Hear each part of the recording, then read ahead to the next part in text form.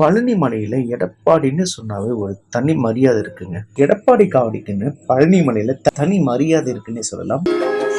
இந்த தைப்பூச நாட்கள்ல பழனி மலையில இரவு நேரத்துல யாரும் தங்க மாட்டாங்க.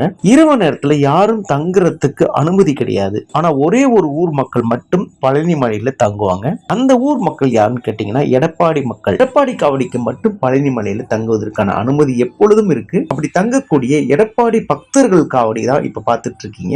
5/2/2026 அன்று எடப்பாடி பக்தர்கள் காவடி குழு என்று அழைக்கக்கூடிய பருவதகுல மக்களுடைய காவடி பழனி மலைக்கு போவதற்காக தயாராக இருக்கக்கூடிய காட்சி தான் இப்ப பார்த்துட்டு இருக்கீங்க. பழனி மலைக்கு நடைப்பயணமா செல்ல இருக்காங்க. 10/2/2026 அன்று பழனி மலைக்கு இந்த எடப்பாடி காவடி சென்றுவிடும். அன்று இரவு ஒரு நாள் மட்டும் பழனி மலையில் இந்த எடப்பாடி காவடி தங்க இருக்காங்க. பழனி மலைக்கு செல்வதற்கு முன்பாக இந்த எடப்பாடி காவடியானது தயாராக இருக்கக்கூடிய காட்சி தான் இப்ப பார்த்துட்டு இருக்கீங்க.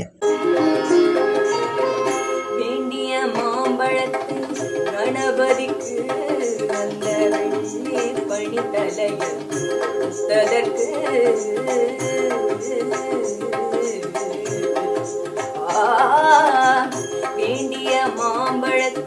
கணபதிக்கு அந்த வெள்ளி பணித்தலையில் கொடுத்ததற்கு ஆண்டியின் கோலம் மலை மீது ஆண்டியின் கோலம் மலை மீது நீ அமர்ந்த பழனி ஒரு படை வீடு நீ அமர்ந்த பழனி ஒரு படை வீடு அறுபடை வீடு கொண்ட ஸ்ரீயை நோக்க சரவண பவனா சிஸ்டர் உதவும் செங்கதிர் வேலம் பாதமிரண்டில் பன்மணி சதங்கை கீழம் பாட கிங்கிணியாட மையல் நடனம் செய்யும் மயில் வாகனார் கையில் வேளாளனை காக்க வேண்டுவந்து வர வர வேலாயுதனார் வருக வருக வருக மயிலோன் வருக இந்திரன் முதலாய் எந்திசை போற்ற